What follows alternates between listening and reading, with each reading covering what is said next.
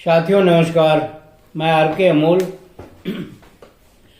24 channel पर आपका हार्दिक स्वागत है। आजकल राणा संगा के बारे में कुछ बयान जो है वायरल हो रहे हैं। समाजवादी पार्टी के सांसद हैं, राज्यसभा सदस्य हैं और उनका एक उक्ति या बयान कह लीजिए या कथन जो कह लीजिए बहुत वायरल हो रहा है कि राणा संगा गद्दार थे। राणा संगा गद्दार थे या नहीं थे ये कोई विषय नहीं है, ये कोई कथन नहीं है, ये कोई सर्टिफिकेट नहीं है।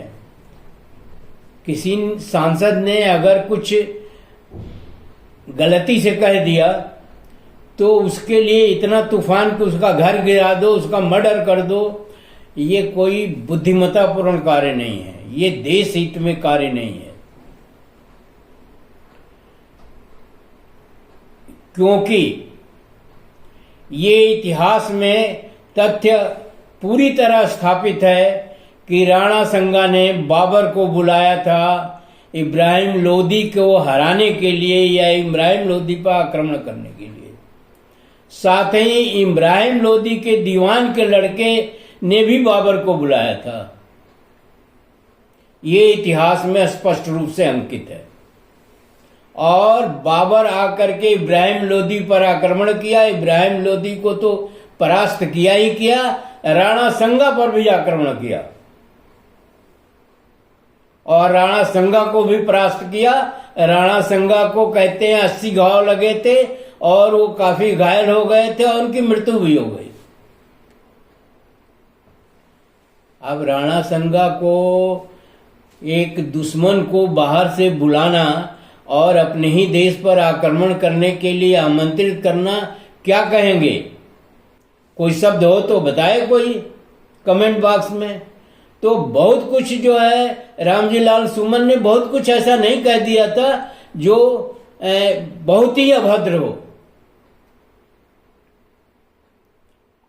जो चीज स्टेब्लिश है और जिसकी वजह से देश गुलाम हो गया या देश गुलाम रहा, और अब आप कह रहे हैं कि मुगलों की कब्र खोदो, मुगलों का ये करो, मुगलों का वो करो, और बुलाया आपने।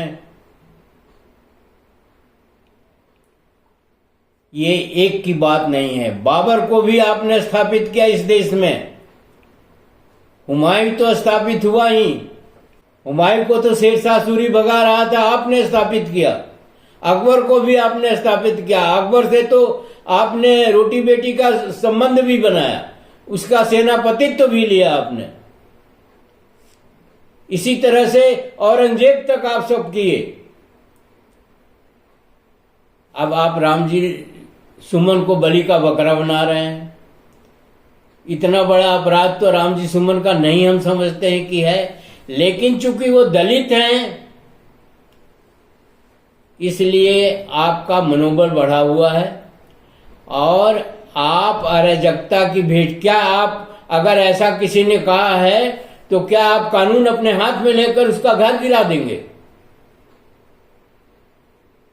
कानून आप अपने हाथ में कैसे ले सकते हैं?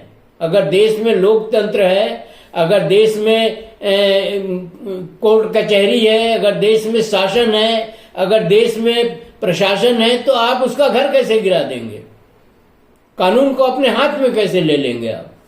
और अगर आप कानून को हाथ में लेंगे इसलिए कि आप सबल हैं, इसलिए कि अब जातिवाद की राजनीति हो रही है, इसलिए कि धर्म में ढोंग पाखंड आडंबर की राजनीति हो रही है, और आपका कोई सिरमौर या आपका कोई संरक्षक जो है शासन सत्ता में विद्यमान है और शासन सत्ता की तरफ से कोई इस पर जो है संज्ञान नहीं लिया गया, कोई कार्रवाई नहीं की गई।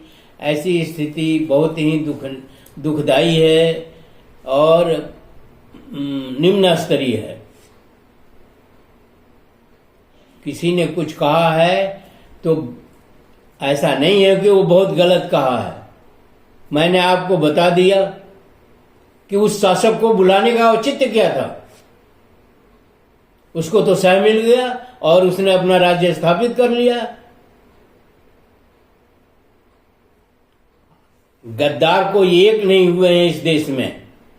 आम्भीक भी गद्दार था जो सिकंदर को बुला लिया। मीर जाफर भी गद्दार था जिसने अंग्रेजों को बुला करके सिराजुद्दौला से युद्ध करवा दिया। जयचंद भी गद्दार थे जिन्होंने जो है वो पृथ्वीराज को मोहम्मद गोरी ने हरा करके और ले गए अपने देश। तो गद्दारों की संख्या तो बहुत है, एक दो नहीं है, इतिहास भरा पड़ा है। अब वो वाली कहावत अलग है कि काना को काना कहे, काना जाए रूठ, और धीरे धीरे पूछ लो तेरी कैसे गई है फूट। तो ऐसी अगर एक गलती करता है तो आप उससे भी भारी गलती करने के लिए तैयार हैं। मतलब देश में एक अराजकता का माहौल पैदा हो गया है। कहीं हिंदू मुस्लिम हो रहा है, धर्म के नाम पर ढोंग पाखंड आडंबर हो रहा है, और जातिवाद चरम पर चल रहा है। शासन प्रशासन में कहीं कोई न्याय नहीं है, कहीं कोई वो नहीं है, जुडिशियल की भी यही हालत है। तो देश कहाँ जा रहा है? देश कहाँ जा रहा है? और क्या नारा दिया गया था शुरुआत में? रुपया गिर रहा है, निर्यात कम हो रहा है, बहुत सारी सामाजिक आर्थिक और तमाम तरह के जो है राजनीतिक व्यवस्थाएं चरमरा रही हैं, टूट रही हैं और समाप्त हो रही हैं। कहीं कोई आपके लिए नियम कानून नहीं है, कहीं कोई बाध्यता नहीं है, कहीं कोई जो है सदाचार नहीं है, कहीं कोई विचार नहीं है। तो ऐसी स्थिति में देश चलेगा कैसे? देश को क्या जो है गृह युद्ध के आग में झोंकना चाहते हैं, या देश में एक अराजकता का माहौल फैला करके शासन करना चाहते हैं? ऐसे शासन से तो अच्छा है शासन न करना। ये भी इतिहास में लिखा जाएगा कि इतने झूठ बोल के और इतने गद्दारी करके और इतने अराजकता फैला के शासन किया गया, फिर क्या करेंगे आप? आप तो इस दुनिया से जा चुके होंगे। राणा संगा चले गए, एक विवाद छोड़ गए, और वो विवाद कोई गलत नहीं था। अगर कोई सही बात को कहता है तो आपको बुरा लगता है और आप उस पर अपनी ताकत आजमाइश करते हैं। ताकत है आपके पास, इसमें कोई दो राय नहीं है कि ताकत नहीं है। अगर ताकत आपके पास नहीं होती तो ये अगड़े पिछड़े और दलित नहीं बनते इस देश में, और जो मुसलमानों की समस्या आप खड़ी कर रहे हैं ये भी नहीं होता। ये आपने ताकत का नाजायज बेजा दुरुपयोग हो रहा है। मैं तो आपसे यही निवेदन करूंगा, आग्रह करूंगा कि देश हित में इस तरह के जो है अनावश्यक व्यतिक्रम न उत्पन्न किए जाए, इस तरह के अनावश्यक विवाद न फैलाए जाए, और थोड़ा सा सहन शक्ति का भी ध्यान रखा जाए। कोई रामजी लाल सुमन ने बहुत गलत नहीं कहा है। इसी तरह का मामला कुणाल कामरा का भी चल रहा है। उन्होंने तो किसी का नाम भी नहीं लिया है अपने कॉमेडी में, फिर भी उसको अपने ऊपर समझ करके ये सत्ता और ये ताकत आदमी का दिमाग खराब कर देती है।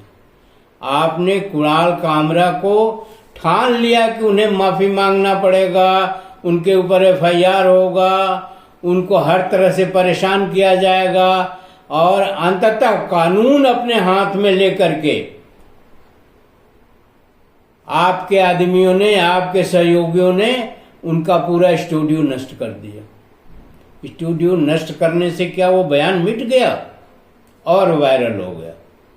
ये आपकी बुद्धिमत्ता है कि वो बयान और वायरल हो गया, उस बयान पर और विरोध दर्ज होने लगे। किस अहंकार में, किस निरंकुशता में इस शासन को चलाया जा रहा है? ऐसा कुछ कुणाल कामरा ने नहीं कहा है, किसी का नाम नहीं लिया है, लेकिन चूंकि आप हैं तो अपने ऊपर आपने ले लिया, और चूंकि सत्ता में है तो सत्ता तो दिमाग खराब कर देती है, सत्ता तो आदमी को बेलगाम कर देती है। और आपने आपके आदमियों ने कानून अपने हाथ में लेकर के पूरा स्टूडियो में तोड़ फोड़ किया और आरोप भी कामरा के ऊपर ही लग रहा है। ये न्याय नहीं है, ये पूर्णतः अन्याय है। और जिस तरह का वातावरण आजकल देश में है वो उसका परिणाम जो है बहुत ही गलत आएगा। इसी के साथ वीडियो में समाप्त करता हूँ। आपसे निवेदन करता हूँ कि आप वीडियो को पढ़ेंगे, समझेंगे और मुझे भी बताएंगे कमेंट बॉक्स में कि क्या गलत है क्या सही है, क्योंकि देश सर्वोपर है। यहाँ न कोई हिंदू है, न मुसलमान है, न दलित है, न बैकवर्ड है, न ये है न वो है। यहाँ सब भारतीय हैं किसी दृष्टिकोण से।